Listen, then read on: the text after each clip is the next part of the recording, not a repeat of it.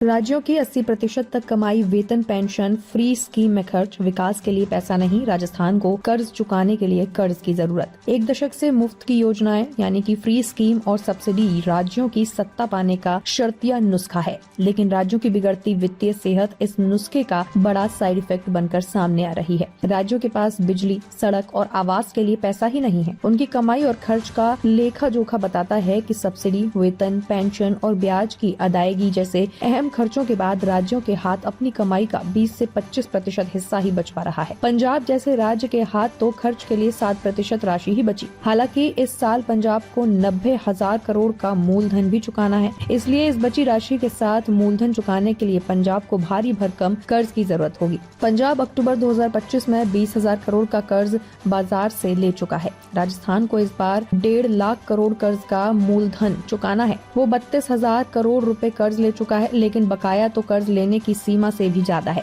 उसे कर्ज चुकाने के लिए भी कर्ज लेने की जरूरत पड़ेगी। मध्य प्रदेश, राजस्थान, पंजाब, बिहार जैसे राज्यों का कर्ज उनकी जीडीपी की तुलना में 1/3 के करीब है या ज्यादा है। ऐसे में इन पर आने वाले सालों में मूलधन की अदायगी का बोझ और बढ़ सकता है। बिहार में चुनावी वादे पूरे करने पर आने वाला बोझ राज्य के पूंजीगत व्यय का 25 गुना हो सकता है। राज्य दिवालिया हो सकता है। महाराष्ट्र और कर्नाटक जैसे बड़े राज्यों का अपनी कमाई का बड़ा हिस्सा केवल वेतन, पेंशन और अन्य जरूरी खर्च में चला जाता है। विकास के लिए एक छोटी राशि ही मिलती है। राजस्थान समेत कई राज्यों में 45 गीगावाट की सौर पवन ऊर्जा क्षमता अटकी हुई है, क्योंकि सरकारें बिजली खरीद समझौते पर हस्ताक्षर तक नहीं कर पा रही हैं। रिटायर्ड IAS और स्टेट फाइनेंस के एक्सपर्ट अजीत केसरी बताते हैं कि मुफ्त की योजना या सब्सिडी की घोषणा करते समय ये देखना जरूरी है कि आय के संसाधन कितने हैं। नई योजनाओं के साथ सत्ता में आई सरकारें पुरानी सरकार की योजनाएं बंद नहीं करती। सरकार को डर होता है कि कहीं लोग नाराज न हो जाएं। असम सरकार ने पुरानी सरकार की योजनाएं खत्म कर दी थी। दूसरी सरकार भी ऐसे कदम उठाए तो भी